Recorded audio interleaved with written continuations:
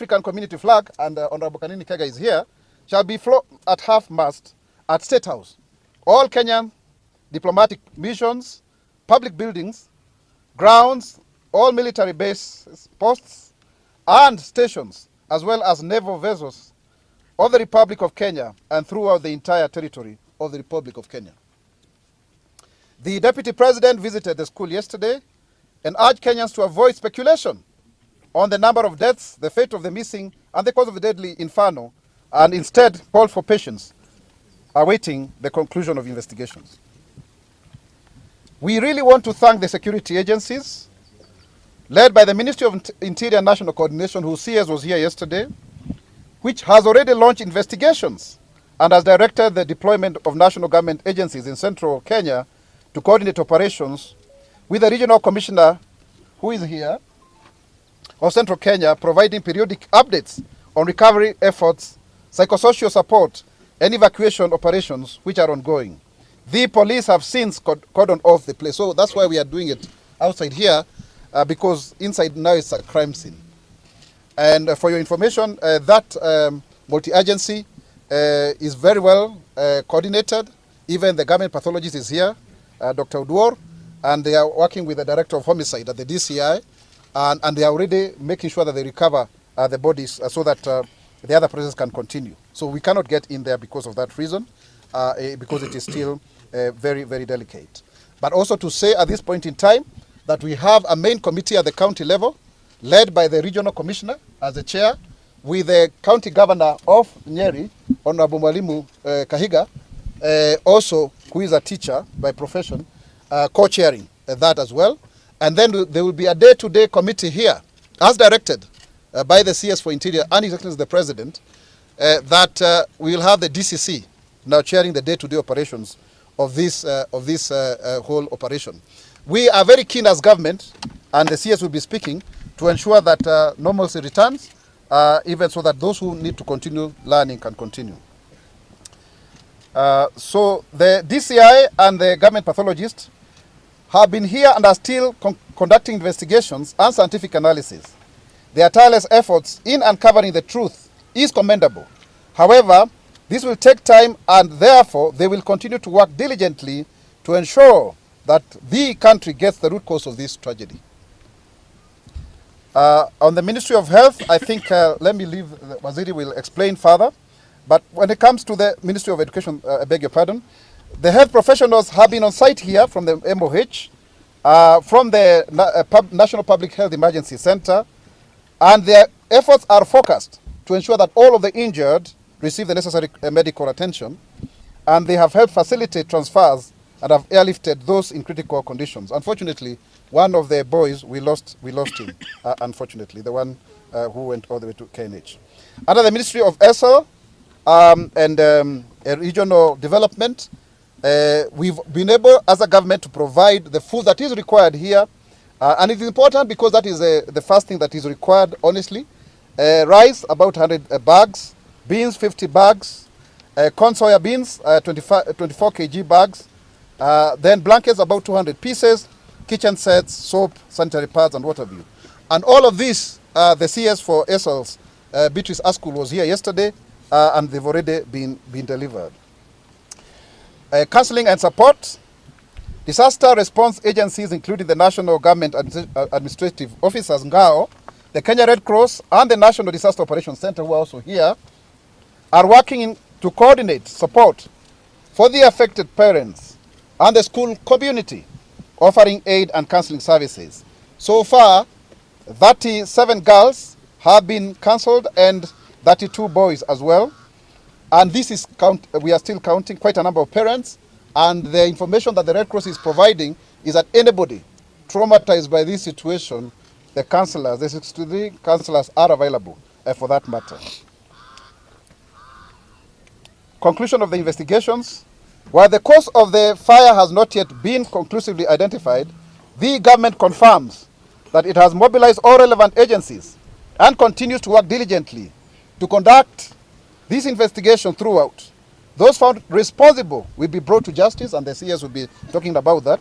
The government is committed to ensuring accountability for every learner, to ensure the safety remains a top priority for the government will continue to follow through to ensure that the relevant policies are strictly adhered to, and we call upon all schools to comply fully with these regulations to safeguard the well-being of our children and prevent such tragic incidents from happening again. Once more, to the bereaved families, poleni sana na Mungu awalinde. We shall be giving daily briefings so that then we can get it in written format. So we shall release this statement shortly. But before that, allow me to welcome Joan from the Office of the First Lady to make a comment. Well, later. We'll come at the end, yes. It's Joan. Thank you so much. I'm here to just convey deepest condolences from the First Lady of the Republic of Kenya. As you know, she's currently away on official duty, but Her Excellency is deeply, deeply grieved by this happening in our nation. And she sends her love, her prayers to the bereaved family, to the community, to the teachers, to the parents of the deceased. And Her Excellency is very keen to ensure that this matter is looked into to identify what the root cause is.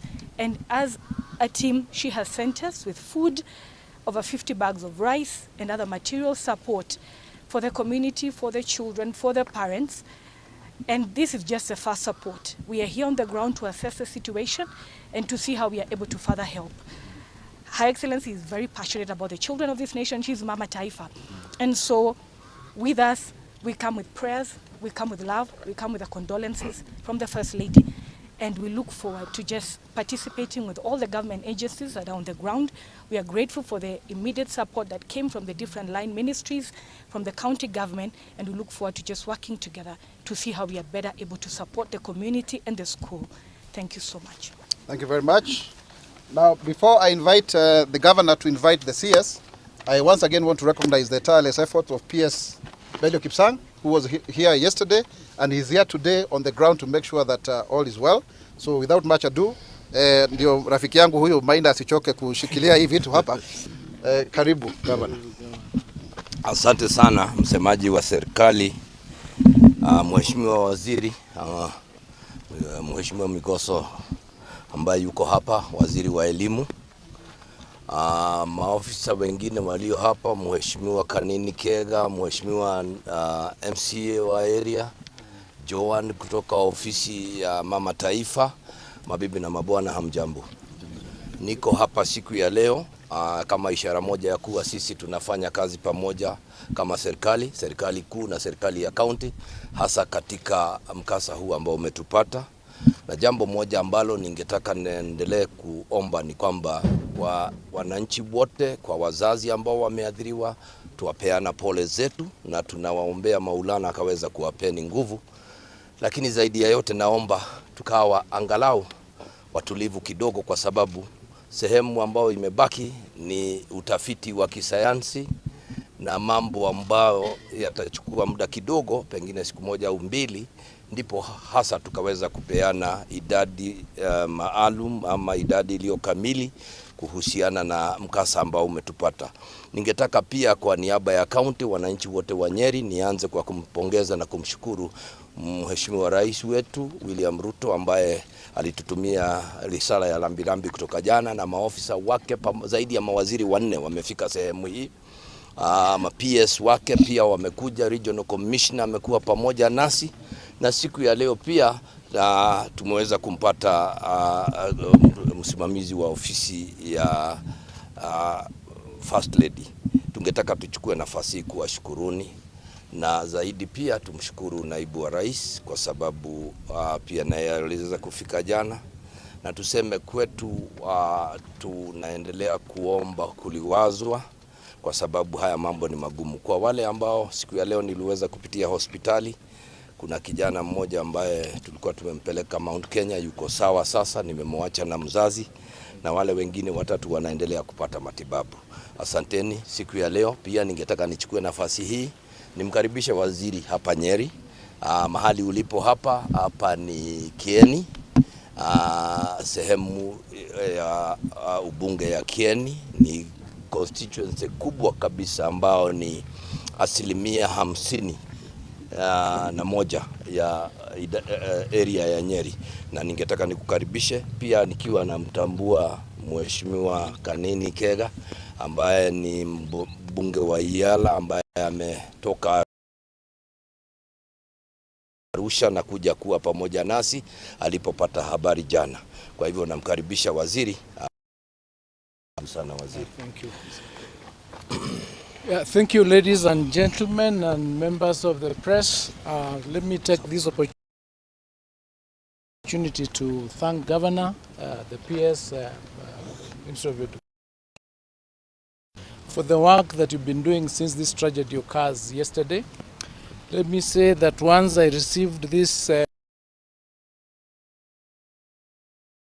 this morning, and I've been briefed, and let me say at the outset that the progress that with the investigation, with the issues surrounding the support, psychosocial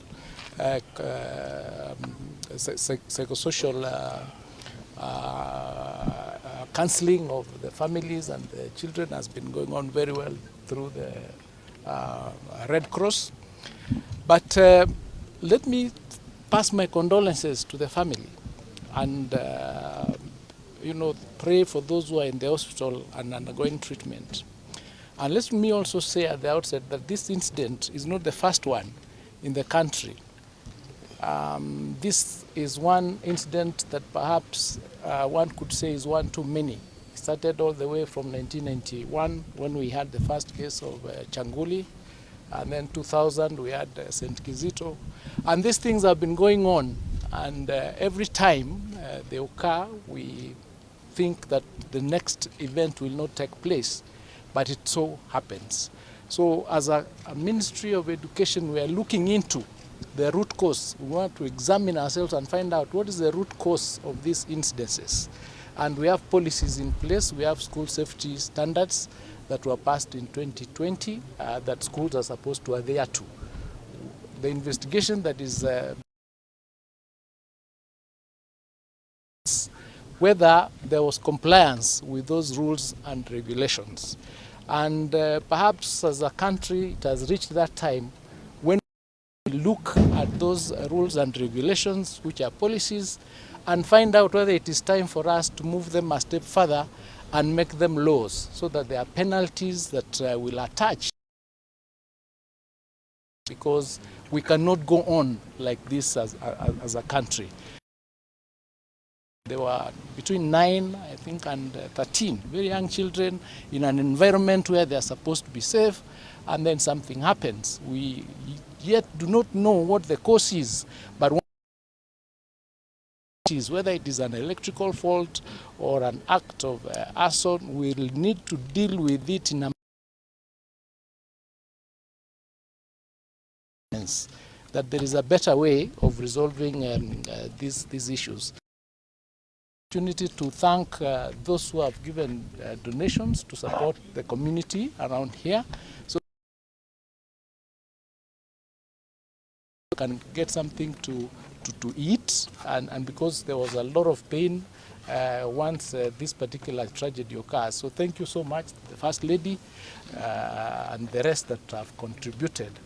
We wish to thank the President also for the guidance that he has given in handling this particular crisis. As you know, there is a 3-day national mourning next week, which is also supposed to give us an opportunity to examine ourselves and find out what is it that is ailing us, that we keep getting these tragedies involving children. So it is disheartening.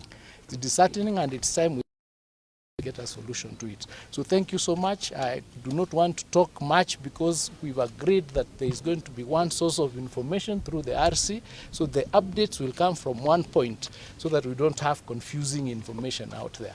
But now you can have an opportunity to ask questions. I want about 3 questions. Useme ni media gani na unaelekeza swali lako kwa nani?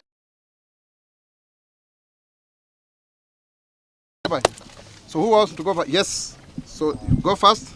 Let me be then Sikolia number 2. Who is number 3? A lady. Yes, you can ask. The 3 of you, then we can see whether we can. My name is Daniel Rongo from Agency. My question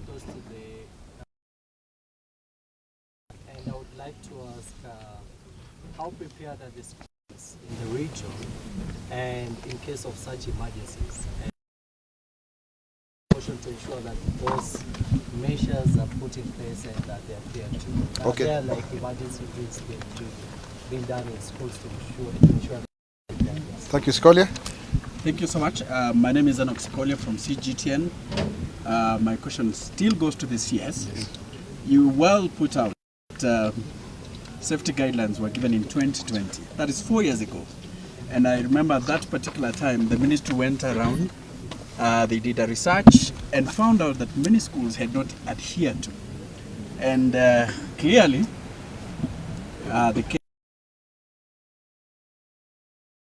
the ministry ever did a follow-up on that, because having found that it hadn't, or most schools had not adhered to, but what followed after that? Okay. Followed? Okay, Scolia. Yes, Anita from BBC. My question is, what is the contact tracing process? How are you contacting these so far from the 70? The last question. Okay. Yeah. So I think let me first answer, then the CS can finish. The contact tracing is being done by the DCI and the government pathologist, Anita, and the Red Cross. So That number. and through number 1199. So we have figures, but they are really a difficult process, because we have to match whatever we are finding on the ground with the particulars. And allow me to leave it at that. So that requires some time. So allow us to give you the only figure that we can confirm as at now is that there are 18 fatalities. But the tracing is the 1199. Some parents have already returned the students as per the directed by the PS yesterday. But we are saying, using GAO and number 1199, we'll also reach out so that we minimize that as a way forward, as the CS has directed. And also, please, we are asking, if you have any child there, let us account for these children, so that then we do not have a situation where they are missing and we don't know where they are. So as at now, the number is 18, but the process is very protracted. It is scientific. Let us leave it at that. You had said 26 though. You had said over 26. Can you use that number? No. The official number is 8.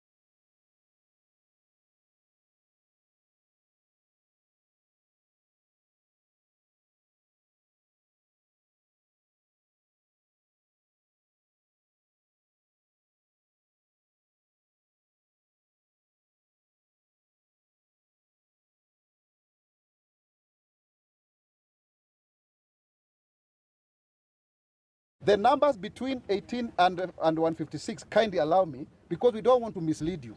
We don't want to mislead you. Allow me to get back to you as when we have, by the close of today, by tomorrow, because this year is still, that's why you couldn't get inside there.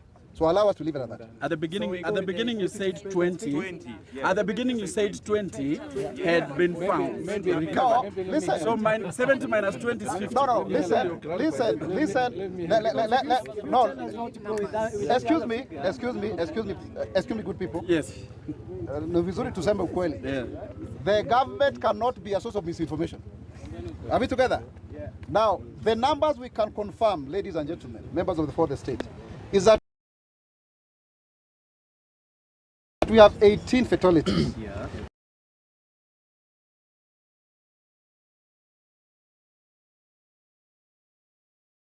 We have 156 boys